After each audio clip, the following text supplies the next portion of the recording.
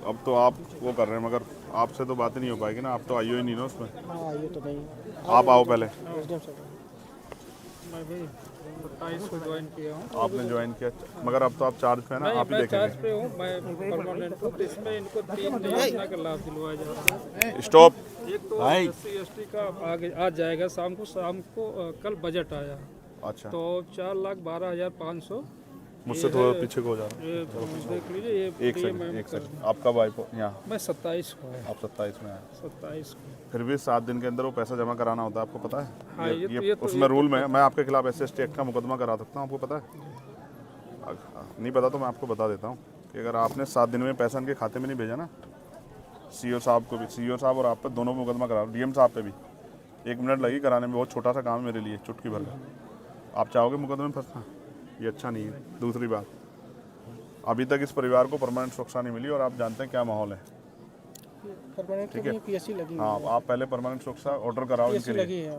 ठीक है, PSC ठीक है, अच्छी बात है लगी, लेकिन परमानेंट सुरक्षा का ऑर्डर कराओ। ये कहीं जाएंगे तो क्या करेंगे? कहाँ जाएंगे? PSC बंद के बैठ जाएंगे, इनके बच्चे क्या स्कूल नहीं जाएंगे क्या? हमारी ये जिम्मेदारी है कि यहाँ सुरक्षित माहौल बने। वो कैसे बनेगा? वो तब बनेगा जब हम इसको, प्रशासन के माध्यम हाँ, से ही प्रशासन बनेगा, नहीं तो अब वो नहीं बन रहा है। आप इस बात को समझ सकते हो, मैं इस बात को समझ रहा हूँ और आप भी समझ लो, नहीं बन रहा है वो। अगर वो बनता तो शायद इनको मेरी जरूरत नहीं पड़ती, ये आपके फिर भरोसा करके चैन से घर बैठ जाते, क्योंकि इस वर्दी में बहुत ताकत है। इस वर्दी को देख के आदमी महसूस करता है कि अब मैं सुरक्षित हूँ। और इसी वर्दी पे ना ये जो शेर का निशान है, ये हम सबको पावर देता है, ताकत देता है ये हमें। अब आप महसूस करो, या इतने वर्दी वालों के होते भी वो सुरक्षित नहीं महसूस करे, तो कारण क्या है? मेरे पे क्या है? मेरे पे थोड़े शेर का निशान है, तो शेर का निशान आपके माथे पे है। तो हमें उनको सुरक्षित माहौल देना है। मैं नहीं मानता अगर वो यहाँ रहेंगे तो सुरक्षित रहेंगे। तो SC/ST एक्ट में प्रावधान है कि हम उनको यहाँ से, जबकि होना तो चाहिए, एक्ट में तो ये कहता है कि अगर परिवार असुरक्षित है तो चाहे पूरा गांव बदलना पड़े, पूरे गांव को वहाँ से पलायन कराना पड़े, ये कहता है एक्ट तो। लेकिन मैं चाहता हूँ ना, आप कोशिश करें तो ये परिवार यहाँ से अगर कहीं और शहराबाद में शिफ्ट हो जाए तो ये अपना जीवन जी सकते हैं। घटना होगी, मैं उससे नहीं कह रहा हूँ, उस पर बार बार चर्चा नहीं करना चाहता हूँ, लेकिन अब हमें ये साबित करना है कि हमारे यहाँ कानून व्यवस्था अच्छी है और हमारे यहाँ हर आदमी अपनी ड्यूटी कर रहा है। एक्ट ये कहता है, आप पढ़ लेना, मेरा पढ़ा हुआ है, कि अगर परिवार असुरक्षित महसूस करता है तो पूरे गांव को प्लान कराना पड़े तो पूरा गांव प्लान होगा। लेकिन मैं आपसे कह रहा हूं कि हम इस परिवार को शिफ्ट करा सकते हैं, इस परिवार के लिए कहीं रहने की व्यवस्था हो जाए, ये सह सम्मान रह सके, और ये लड़ाई यहीं किसी उसमें रहे, ये लड़ाई बढ़े ना। क्योंकि मैं और आप जानते हैं, आरोपी अपनी जान बचाने के लिए इनको नुकसान पहुँचा सकता है। मैं एक बात से सहमत नहीं हूँ, जब पीड़ित वो छोटा बच्चा जिसने देखा, उसकी पत्नी कह रही है कि मोहित मौके पे था, फिर उसको इग्नोर नहीं किया जा सकता है। आप ऐसा मत करो कोई भी, आप उसको अरेस्ट करो। ठीक है, अरेस्ट करो और कोर्ट में चार्जशीट में बताओ क्या है, वो है या नहीं है। उसको ऐसा मत करो कि उसको खुली छूट मत दो, इससे न्याय नहीं होगा, बिल्कुल नहीं होगा ऐसे न्याय। आप उसको अरेस्ट करो, सबसे पहले उसको अरेस्ट करके जेल भेजो और अपनी चार्जशीट में बताओ क्या है। कोर्ट को बताना कि भाई आपने क्यों उसको किया, आपने FIR है ना नामजद उसके खिलाफ। आप जज मत बनो, सब लोग जज बनना गलत है, ये आपका काम है ही नहीं है, मेरा आपका काम नहीं ना, ये कोर्ट का काम है। अगर ये हत्या किसी दलित के बच्चे ने कर दी होती ना, तो आपको पूरे परिवार को चौराहे पर ला देते। पुलिस में जानता हूँ अच्छी तरह से, ठीक है, उनके मकानों पे बुलडोजर चल जाता। मैं नहीं चाहता किसी को घर बुलडोजर चले, मेरे उसके परिवार से कोई लड़ाई नहीं। लेकिन आप मोहित को अरेस्ट करो, जब वो उसकी पत्नी कह रही है, वो आई विटनेस है ना, उसका बेटा भी, वो भी कह रहा 12 साल का कि वो मौके पे था। तो आप कोई फैक्ट पे मत जाओ, अभी फैक्ट आप कोर्ट में पेश करना, उसकी बेल के टाइम दे देना, उनकी मदद कर देना, मुझे कोई दिक्कत नहीं है। लेकिन अब आप उसे गिरफ्तार करो। और अगर आप ये सोचते हो कि भाई गिरफ्तार नहीं करेंगे तो फिर मुझसे कोई उम्मीद मत करो। बिल्कुल, मैंने तो कह दिया कि हम 8-10 दिन बाद एक बड़ा प्रोटेस्ट करेंगे और अनिश्चितकालीन करेंगे। बिल्कुल, मुझे कोई वो नहीं है, मेरे पास कोई ऐसा मेरी नौकरी नहीं है ना, मैं कोई ऐसा, मैं सदन में मेरे बगैर नहीं चलेगा। मैं नहीं जा रहा हूँ कहीं भी, मैं तो आ जाऊँगा। आप तय कर लो अपने, उससे मैंने आपको बता दिया 2 चीज़ें। एक, आप लाइसेंस की व्यवस्था कराओगे उनको, आर्म्स लाइसेंस उनका बनवाओगे, ये दोनों बच्चों का, ये इनका राइट है। 2 भाई हैं ये, दोनों भाइयों, क्योंकि इनको तो खतरा है ना, इनको तो चाहिए आर्म लाइसेंस, मुझे और आपको थोड़ा चाहिए। जिसको खतरा उसी को जरूरत है ना हम लोग को तो नहीं चाहिए। भाई। आर्म लाइसेंस किस लिए है? उसी के लिए ना जो जिसको खतरा है सुरक्षा में। तो जिनके भाई की डेथ होगी और जिनके परिवार में पहले से भी, मैं पहली घटनाओं पर नहीं जा रहा ना कि वो संदिग्ध मान रहा हूँ मैं उनको, लेकिन उनको तो अभी तो उनका ताज़ा हुआ है ना, और उनको धमकी मिल रही है। कौन है वो? विजय सिंह, क्या नाम बता उसका? विजय सिंह जो धमकी दे रहा है, ये क्या बात हुई? क्यों शर्मा जी, ऐसे धमकी मिलेगी तो फिर पुलिस का क्या फायदा?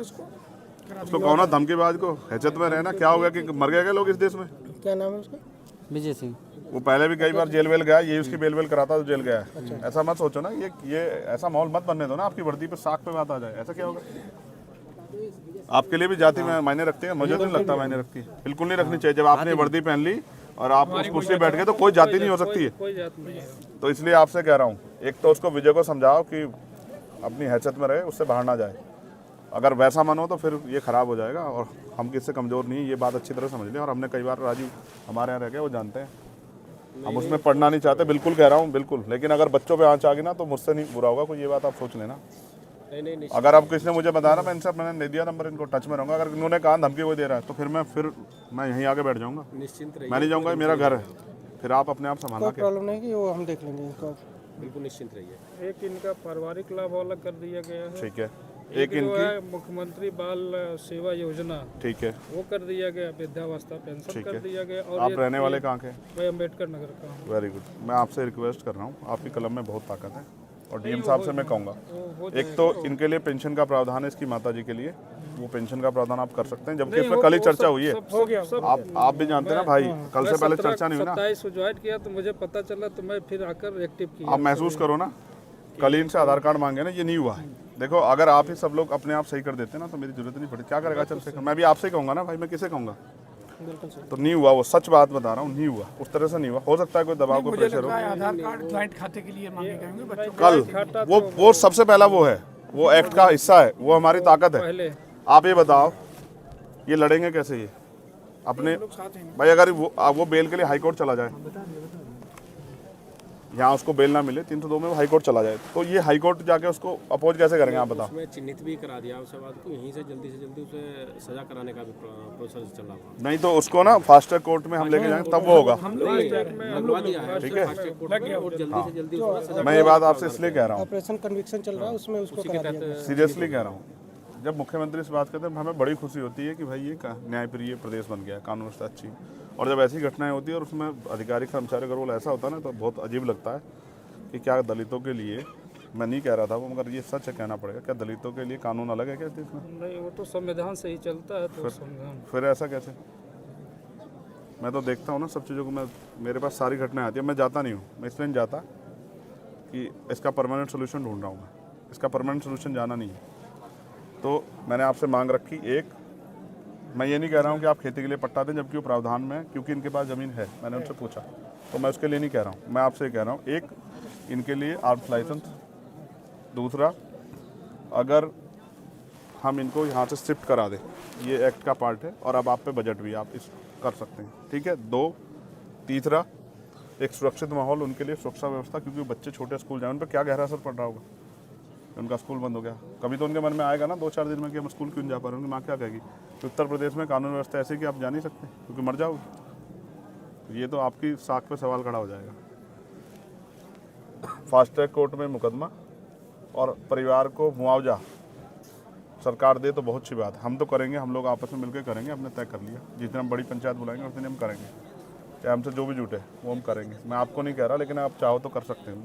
ये दुआएं देंगे सब लोग आपको कि भाई किसने हमारी मदद की। देखो, बाप कुछ भी हो, चाहे मिट्टी का हो, लेकिन वो अपने बच्चों को किसी आगे हाथ नहीं फैलाने देता। वो कोशिश करता है कि वो उनकी सारी लड़ाई लड़ दे। 2 छोटे बच्चे हैं, क्या उनकी शादी कौन करेगा? जब वो उनकी शादी का समय आएगा, आप और मैं कहाँ होंगे पता है थोड़े,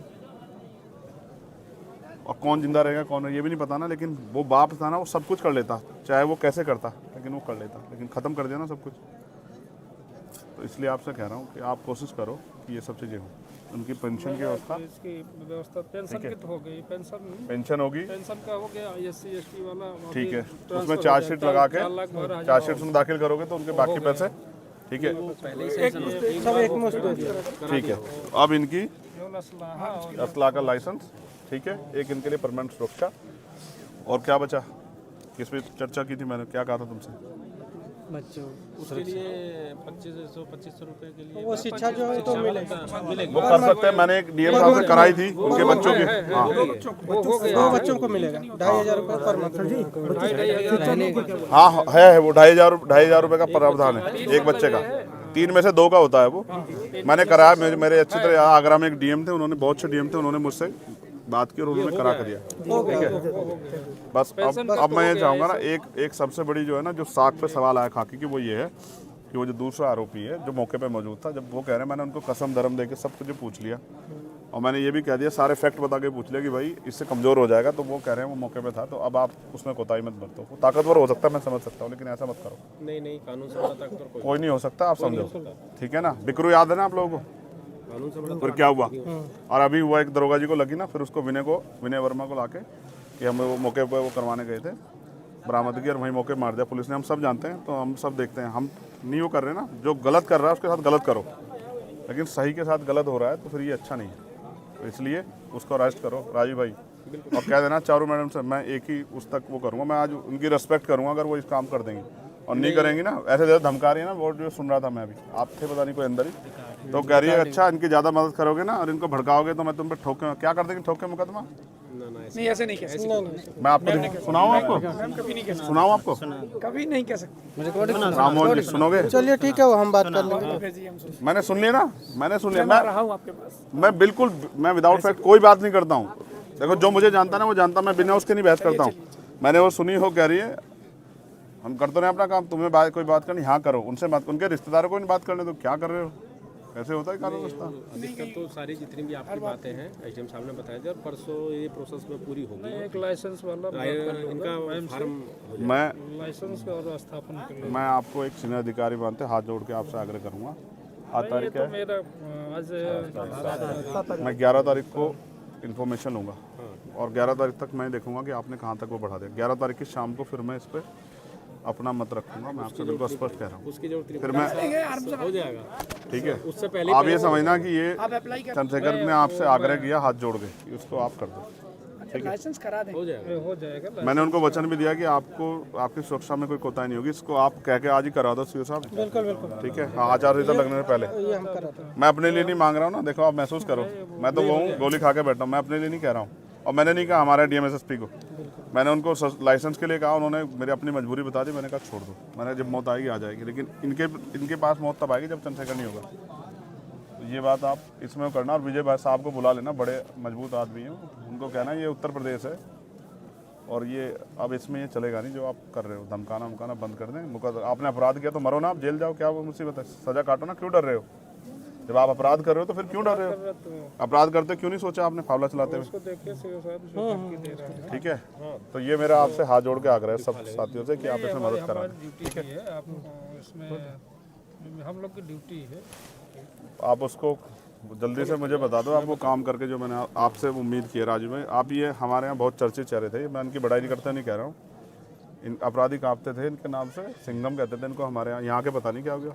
यहाँ भी है, यहाँ भी सर सिंघम, यहाँ भी है सिंघम। दिख नहीं रहा ना मेरे आने से पहले हो जाता तो मान लेता कि भाई वही थे। मैं ये क्षेत्र है। आप रहेंगे राममोहन जी हमारे यहाँ? मैं भोपाल में रहा हूँ, संबंदास जी वाले में मेरी भी आपकी बहुत मुलाकात है, 2 साल लगातार भोपाल। देखो आप कितने अच्छे, देखो वहीं रह के आना हमारे यहाँ, कितना अच्छा है। यहाँ थोड़ा सा दिक्कत है। ना कोई दिक्कत नहीं, कोई दिक्कत नहीं है।